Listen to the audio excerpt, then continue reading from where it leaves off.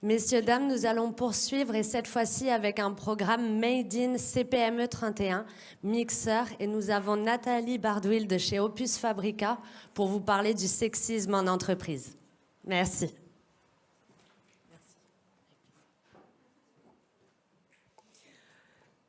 Bien, bonjour à toutes et à tous. Je vous remercie d'être là pour écouter cette présentation sur un thème, moi, qui m'est très cher, voilà, le sexisme en entreprise, ou tout du moins plutôt la lutte contre le sexisme dans les entreprises. Alors, on ne peut même plus rigoler. Combien de fois avez-vous entendu cette réflexion après qu'une personne ait été reprise parce qu'elle venait de faire une blague sexiste ? Eh oui. C'est-à-dire que dans les agissements sexistes, et en allant jusqu'au sujet du harcèlement sexuel, on est face à une variété, une diversité d'agissements qui sont extrêmement différents. On peut être confronté à des agissements qui sont d'une extrême gravité et qui font une évidence pour tous, mais à d'autres agissements qui, parfois, paraissent parfaitement anodins. C'est de l'humour, c'est pas grave, il n'y avait pas de mauvaises intentions. Et finalement, ce qui est le plus difficile lorsqu'on veut engager une démarche de lutte contre les discriminations et en particulier le sexisme en entreprise, on est confronté à cette difficulté. Voilà. D'où ce titre, Changer sans moraliser. Le Conseil supérieur à l'égalité professionnelle des femmes et des hommes a proposé en fait une graduation des agissements, c'est-à-dire en fonction du degré de gravité de l'agissement sexiste. Alors il nous propose de différencier le sexisme dit ouvertement hostile, donc sur celui-là il n'y a pas trop de discussion. Le sexisme dit masqué, celui qui se cache. Le sexisme dit subtil, on monte en gamme. Et puis le sexisme qu'on va appeler ou qualifier de bienveillant. Alors là, je vais m'arrêter une seconde sur la notion parce que sexisme bienveillant, ça paraît un petit peu paradoxal. En fait, ça renvoie à quoi? Ça renvoie à un agissement sexiste où la personne qui va agir n'a nullement conscience d'être dans du sexisme et plus que ça, est parfaitement convaincue que par son attitude, son propos, son comportement, est dans la bienveillance à l'égard de l'autre.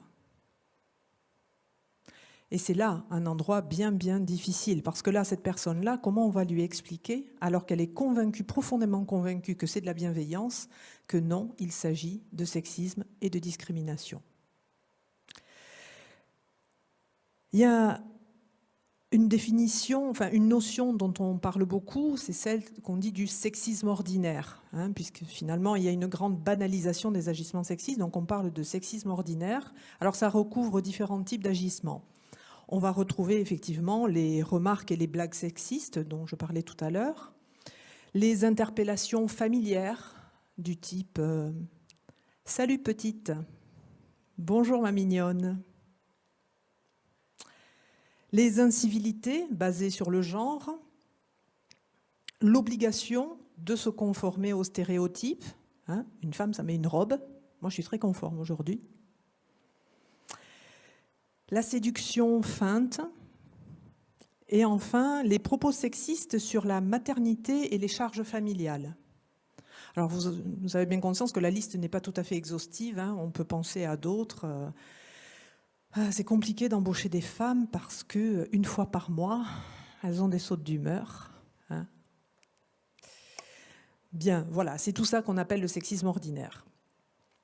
Après, on a une autre difficulté, c'est comment on va fixer les limites, les frontières entre ce qui est normal et acceptable et ce qui ne l'est pas, et notamment comment on fait la différence entre la séduction et le sexisme et le harcèlement sexuel. Alors, c'est toujours difficile, mais un point de repère qu'on peut avoir, et qui est assez clair finalement, c'est que dans la séduction, nous avons deux personnes au même niveau, et il y a entre ces deux personnes de la séduction, dans le respect. À l'inverse, dans l'agissement sexiste ou dans le harcèlement sexuel, on n'est plus dans le respect, on va basculer dans la domination.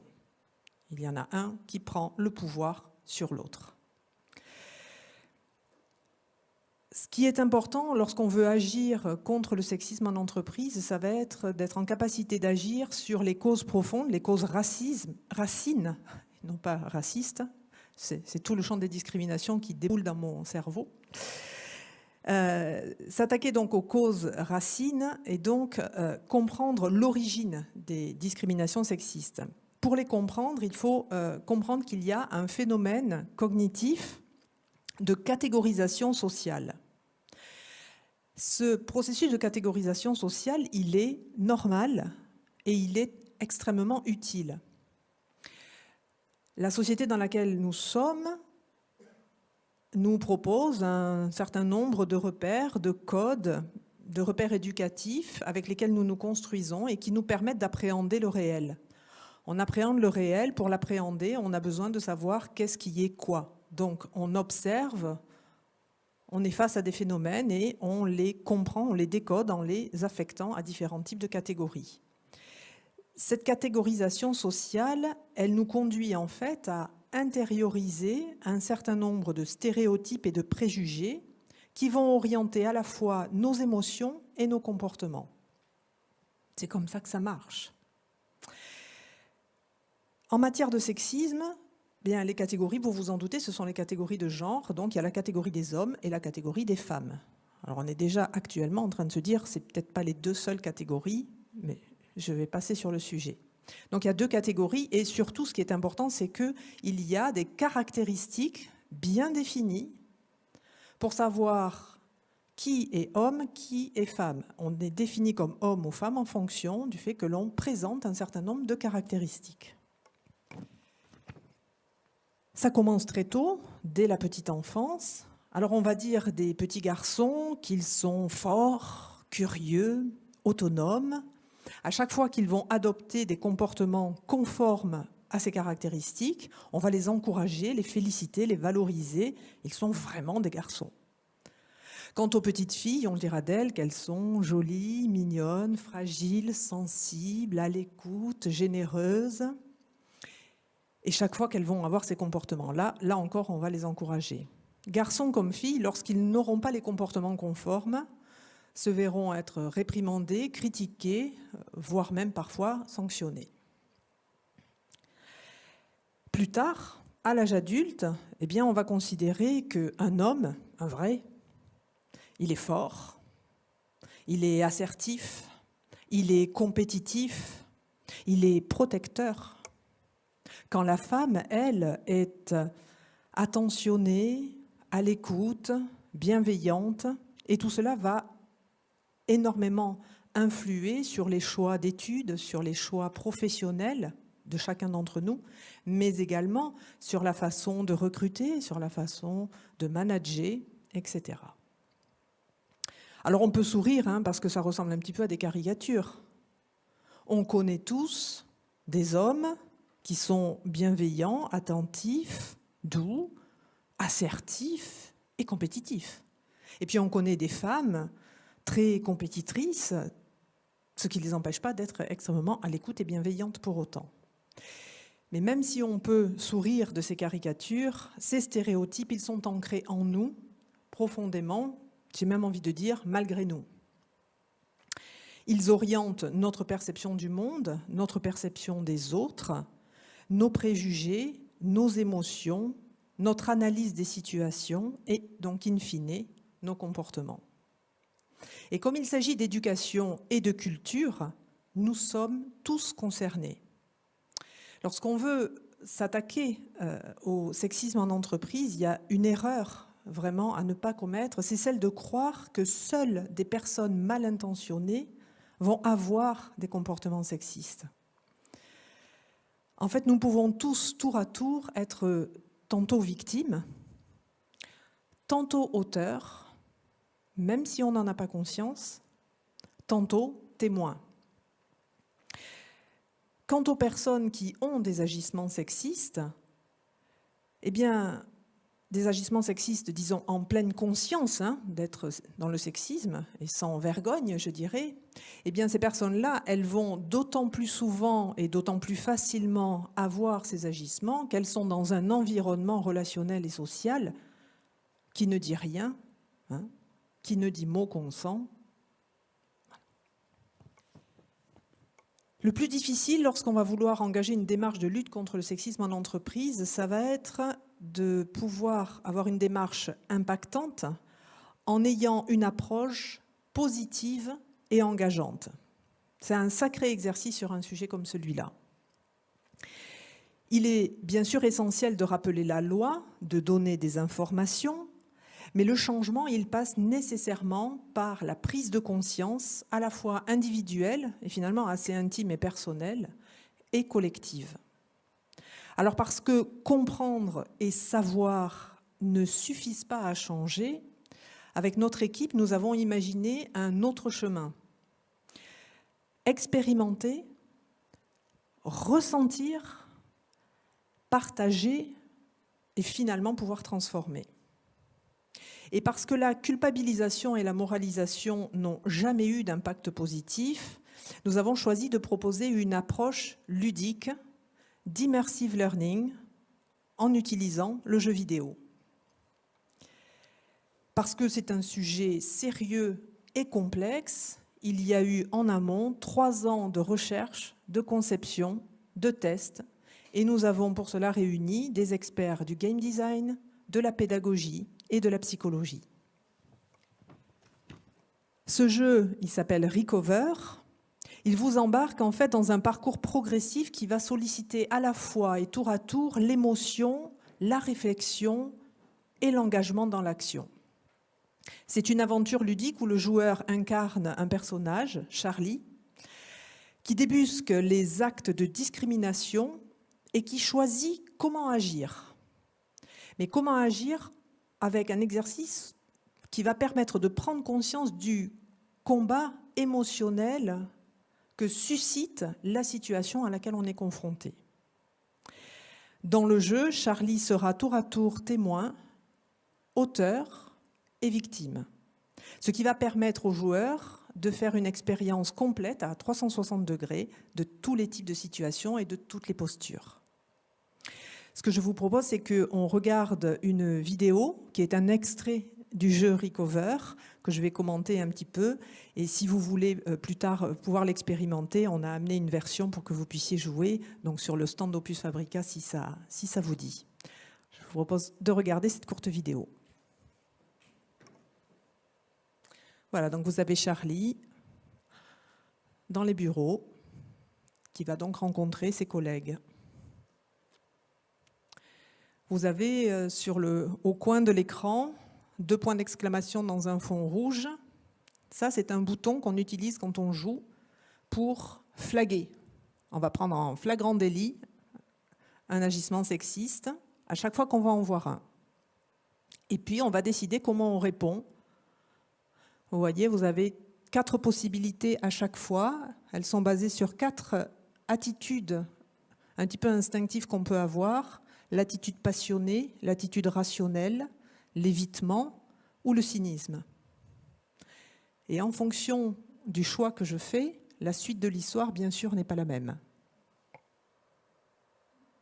Voilà à nouveau, cette fois-ci, elle est rationnelle.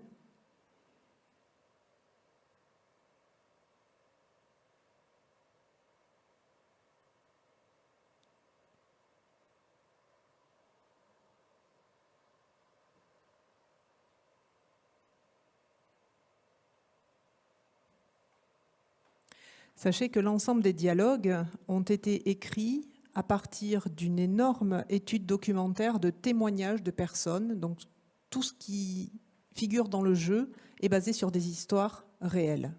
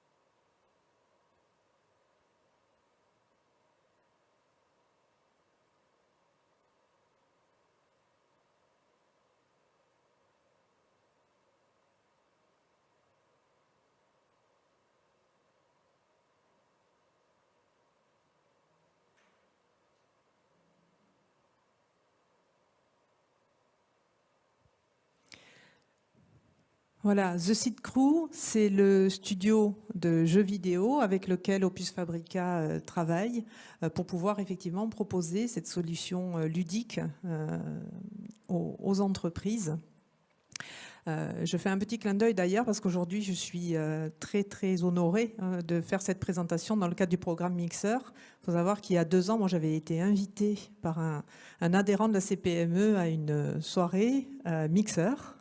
C'est comme ça que j'ai découvert la CPME et ça a largement contribué à ce que je décide de devenir adhérente. Donc 2 ans plus tard, je suis ici dans le cadre de ce programme et c'est un vrai plaisir. Alors ce jeu et The Seed Crew, je les ai rencontrés aussi dans ce cadre-là sur le salon Services alors que j'y étais dans le cadre du pavillon CPME. Quand donc une entreprise décide d'engager une démarche de prévention contre les discriminations sexistes et fait le choix donc d'implanter ce jeu vidéo, il y a tout un travail bien sûr de personnalisation et donc ça va passer par des licences utilisateurs. Donc chaque salarié va recevoir son identifiant, son mot de passe et il va pouvoir jouer de façon complètement anonyme. Le programme complet sur le sexisme en entreprise, ça représente 32 épisodes de 15 minutes. Donc chaque salarié peut jouer quand il le souhaite, bien sûr.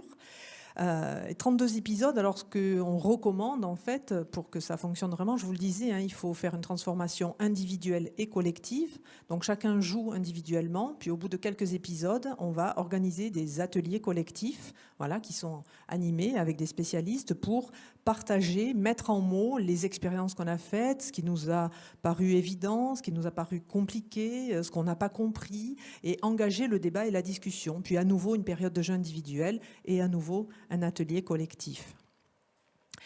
Le jeu permet également de récupérer de la data, tout en respectant bien sûr l'anonymat des réponses des salariés dans le cadre du jeu, et qui vont permettre de faire un suivi de l'évolution positive, en fait, c'est-à-dire des stéréotypes qui petit à petit vont se déconstruire, et des comportements de plus adaptés qu'il va y avoir, mais aussi d'identifier les stéréotypes résistants pour pouvoir engager peut-être des actions complémentaires, parce que bien évidemment, c'est un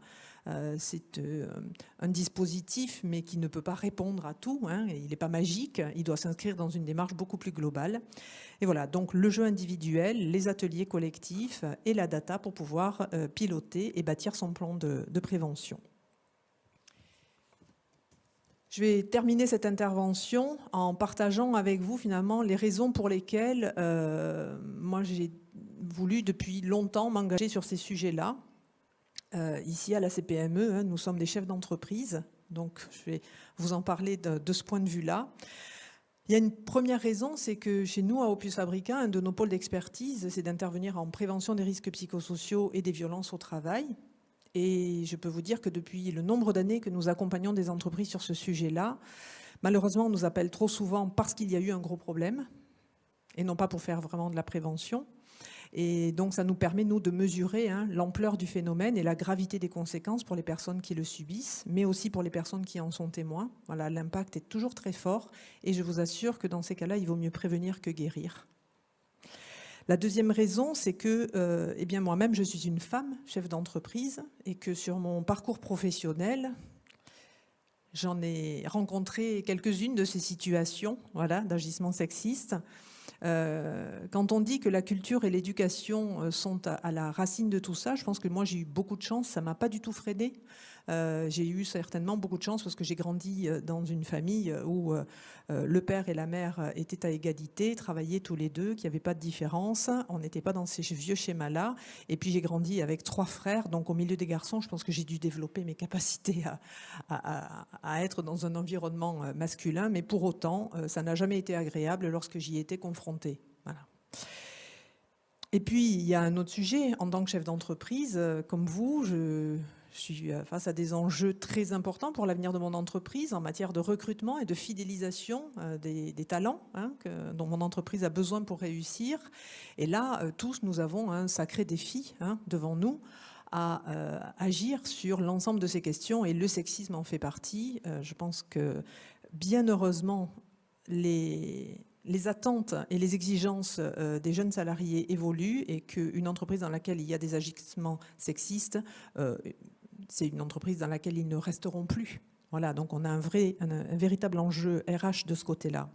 Et puis enfin, et pour finir, dans le cadre de notre responsabilité sociale en tant qu'entrepreneur, eh bien, engager des démarches vraiment positives avec un fort impact social pour notre entreprise, c'est aussi un levier pour faire bouger les choses au niveau de la société dans sa globalité. Voilà, donc pour toutes ces raisons-là, moi j'ai eu envie de m'engager et j'étais très contente de partager ça avec vous aujourd'hui. Merci beaucoup.